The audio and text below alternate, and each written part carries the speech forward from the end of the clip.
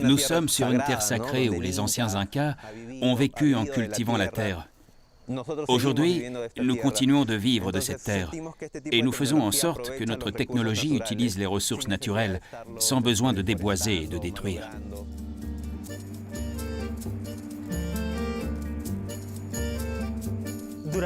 À l'époque des Incas, le soleil était parmi les dieux les plus importants. C'est pourquoi nous aussi, on a voulu travailler avec cette idée du soleil, afin que les gens puissent s'identifier avec la technologie, un peu comme quand les Incas s'identifiaient avec leur religion à l'époque.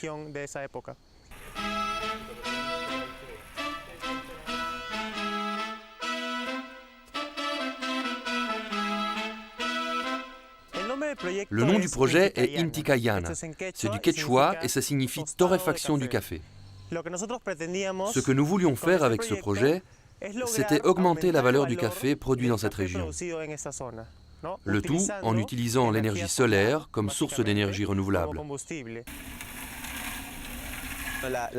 La technologie qu'on a appliquée ici utilise le réflecteur solaire de type Schaeffler. C'est la technologie d'un ingénieur allemand qui la met gratuitement à disposition. On peut aller sur son site internet et télécharger toutes les infos pour le construire avec différentes applications.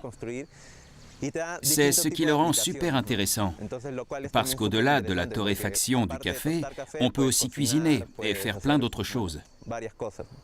L'idée, c'est que notre torréfacteur solaire aussi soit en open source, que n'importe qui avec un peu d'initiative et d'envie puisse le faire.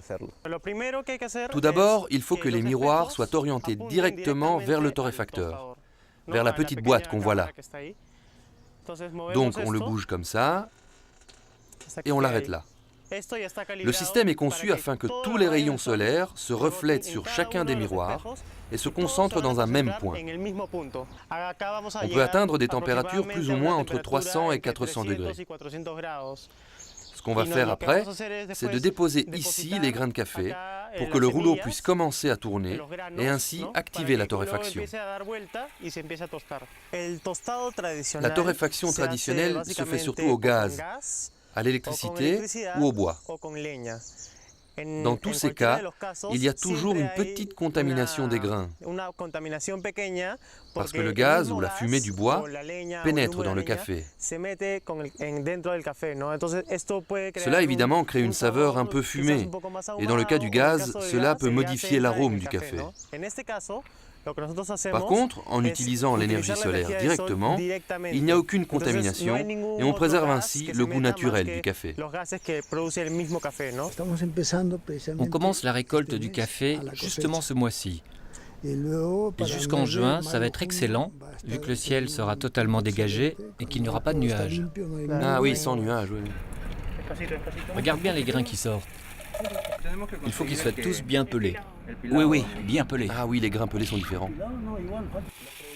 Quand on a montré notre technologie aux producteurs, au début, ils ne croyaient pas que cela pouvait brûler, générer de la chaleur. C'est pourquoi on leur disait « mets ta main près du foyer ». Et quand ils la mettaient, 2 secondes après, ils retiraient la main parce que c'était super chaud.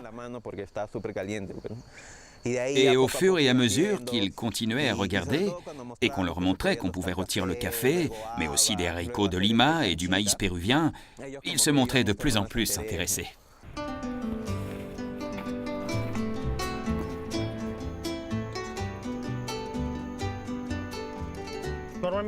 Normalement, vous le vendez simplement séché, c'est ça?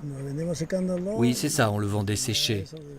Et souvent d'autres le pelaient dans des usines. Et c'était elles qui gagnaient, et nous, on ne participait pas au reste de la chaîne de production. Le café, c'est toute ma vie. Je suis né ici et mes parents aussi le cultivaient. On parle du café chez nous depuis des siècles, quand les Européens nous l'achetaient.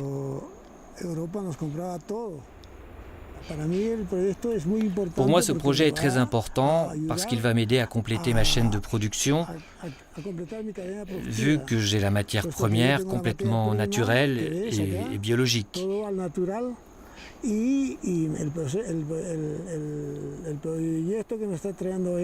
Et avec une énergie propre et renouvelable. Et ça, c'est très important pour le marché européen, qui apprécie les produits solidaires.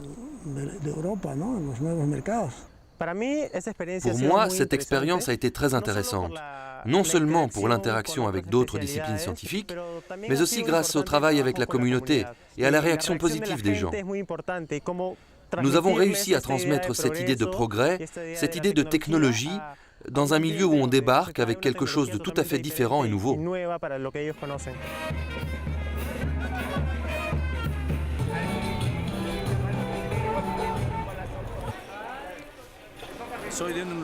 Je suis d'un pays où beaucoup de produits sont naturels, et celui-ci est l'un d'entre eux.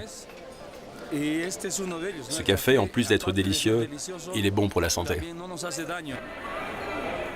Vive le café péruvien!